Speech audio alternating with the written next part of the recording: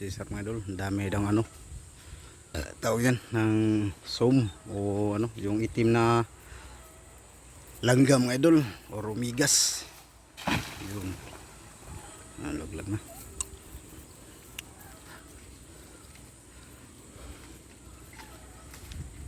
Dalawang ano, bulig. Yun. Bali dito na naman natin ilagay mga idol. Kasi doon malayo na, kaya dito na lang ilagay natin yung ano. Yan, tapos na siya ano. Yan, dito tayo mga ano mga idol. Bali hagis natin doon.